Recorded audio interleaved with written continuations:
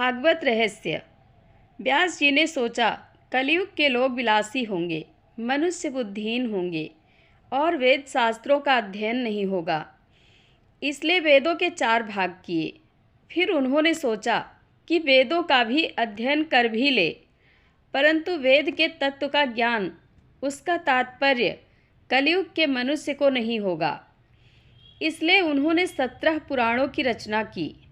पुराण वेदों का भाष्य है। जो वेद श्रवण के अधिकारी नहीं हैं, उन सबका कल्याण हो, ऐसा सोचकर महाभारत पुराण की रचना की। महाभारत समाज शास्त्र है और 5वां वेद है। भ का अर्थ है ज्ञान, रत अर्थात रचना, ज्ञान और भक्ति में खेलने वाली कला जिसमें बताई गई है, वह ग्रंथ है महाभारत। धर्म और अधर्म का इसमें युद्ध होता है। और भी पुराणों के ग्रंथों की रचना करने पर भी व्यास जी के मन को शांति नहीं मिली।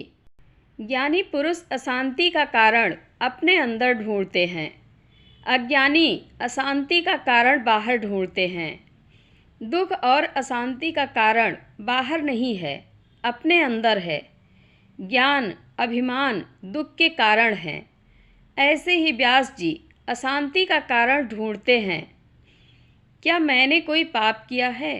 क्योंकि पाप के बिना अशांति नहीं होती।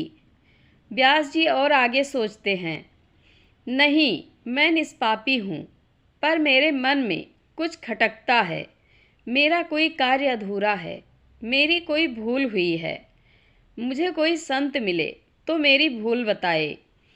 सत्संग के बिना मनुष्य को अपनी भूल की समझ नहीं आती।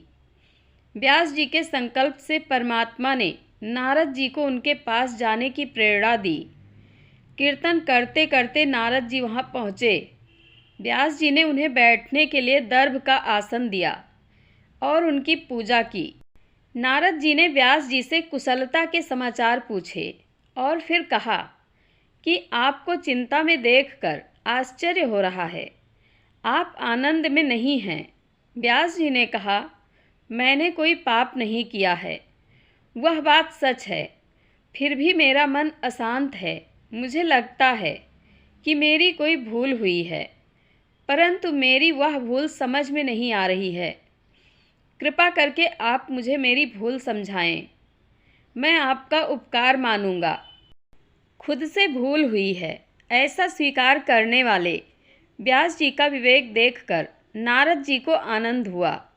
नारद जी ने कहा कि महाराज, आप तो नारायण का अवतार हो, आपसे क्या भूल हो सकती है?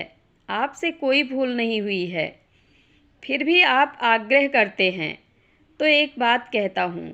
आपने ब्रह्म सूत्र में वेदांत की खूब चर्चा की है, आत्मा अनात्मा का खूब विचार किया है। योग सूत्र के भाष्य में योग की बहुत चर्चा की है, समाधि के वेदों का वर्णन किया है, परंतु धर्म ज्ञान और योग के आधार श्री कृष्ण हैं। इन सबकी आत्मा श्री कृष्ण हैं। उनकी कथा का आपने प्रेम पूर्वक वर्णन नहीं किया है। मैं मानता हूँ कि जिससे भगवान प्रसन्न ना हो वह शास्त्र और ज्ञान अपूर्ण है। कलयुग के जीवों के उद्धार के लिए आपका जन्म हुआ है।